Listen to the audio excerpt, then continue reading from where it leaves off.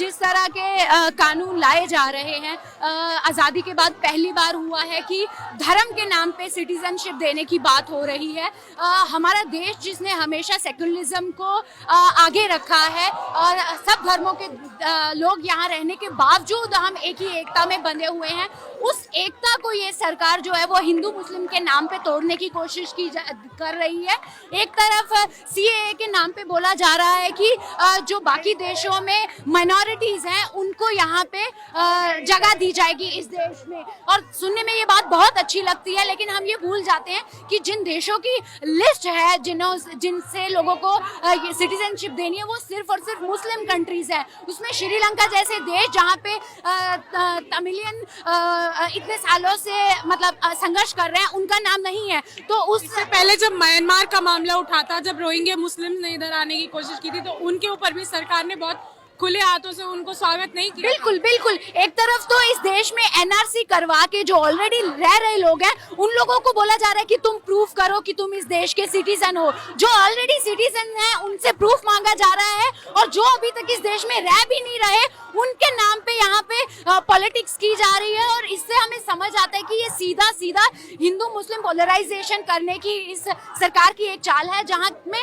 देश में एक्चुअल स्थिति ये है कि एजुकेशन के रेट लगातार बढ़ रहे हैं, उसको प्राइवेट किया जा रहा है। दूसरी तरफ रोजगार नौजवानों के पास है नहीं, लगातार देश में महंगाई बढ़ती जा रही है। उन सब मुद्दों से भटकाने के लिए इसको एक हिंदू और मुस्लिम की पॉलिटिक्स बना के पूरे देश में माहौल खराब करने की कोशिश। जो छात्र छात्राओं की बात करी किस तरह से विश्वविद्यालयों को प्राइवेट किया जा रहा है, पर जो विश्वविद्यालय जहाँ पर इसके खिलाफ आवाज उठती है वहाँ पे उन छात्रों को पकड़ पकड़ के लाठियों से मारा जाता है, टीयर गैस आंसू गैस के गोले उनके लाइब्रेरियों में फेंके जाते हैं। तो क्या ये सरकार उनका एजुकेशन की किस तरह से आपकी पॉलिसी देखती है? एकदम आपने सही बात पकड़ी है, और उसमें एक नोट करने वाली बात है, जब पूरा देश इसके खिलाफ बोल रहा है, पूरे देश के छात्र इसके खिलाफ बोल रहे हैं, तब हम देख रहे हैं कि सिर्फ और सिर्फ मुस्लिम मेजॉरिटी इंस्टीट्यूशन को टारगेट बनाया जा रहा है। ये हमारे प्रधानमंत्री इस तरह के बयान दे रहे हैं कि प्रोटेस्टर्स तो हैं जो पहरावे से पकड़े जा सकते हैं। तो इस तरह से पूरा एक इस्लामोफोबिया फैलाने की कोशिश हो रही है, और शांति से लाइब्रेरी में पेपरों की तैयारी करने वाले छात्रों को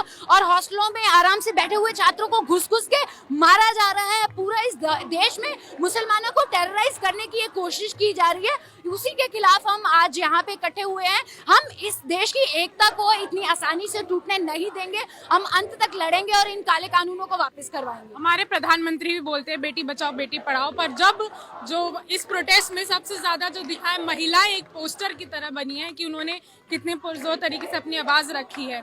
उसके बाद जब उनको इस तरह से पीटा जाता है, गर्ल्स हॉस्टल में घुसा जाता है, यहाँ जामिया एमयू में भी, तो उस तरफ से आपको क्या लगता है कि लड़कियों को पढ़ाना चाहती है? ये एकदम इनका एक झूठा प्रोपेगेंडा है। बेटी बचाओ बेटी पढ़ाओ का नारा जो है वो एकदम धोखा है। हमने देखा है जिस तरह से जामिया एएमयू में लड़कियों को पीटा गया, और उसके अलावा भी देश में जिस तरह से महिलाओं के ऊपर अत्याचार ये बढ़ रहा है, और बजाय कि बीजेपी की सरकार कोई स्टेप लेने के, बीजेपी के खुद के नेता रेपिस्टों में इन्वॉल्व हैं, या फिर उनके घटिया एंटी वेमेन जो बयान वो बार बार पिछले 6 सालों में हमारे सामने आए हैं। इसलिए एकदम ये सरकार महिला विरोधी सरकार है। जामिया की लड़कियों की घरों की वापस जाती जो एक तस्वीर सारे सोशल मीडिया पे घूमी थी, वो अपने आप में इस सरकार की हिपोक्रेसी का एक मुंह तोड़ जवाब है कि एक तरफ आप बोल रहे हो कि बेटी बचाओ बेटी पढ़ाओ, जो दूसरी तरफ जो मात्र एक छोटा हिस्सा महिलाओं का कितनी मेहनतों के बाद विश्वविद्यालयों में पहुंचता है,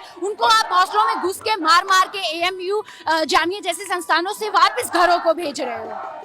जब प्रधानमंत्री बोलते हैं कि किसी को उनके कपड़ों से पहचाना जाएगा कि कौन आगजनी कर रहा है या दंगा कर रहा है, तो जो बाकी धर्म की जो महिलाएं हैं वो भी अपने जो सोशल मीडिया पे अपनी डीपी बदलती हैं, वो भी एक हिजाब के साथ या उस कपड़े के साथ जिसको वो टारगेट करना चाहते हैं, उनकी सॉलिडारिटी में अपने एक सॉलिडारिटी दिखाती है। उसके साथ साथ कई लोग अपने कपड़े ही उतार देते हैं ये बताने के लिए। आप कैसे पहचानेंगे कि कोई किस पहनावे से आप पहचाने कि कोई दंगाई है कि नहीं है?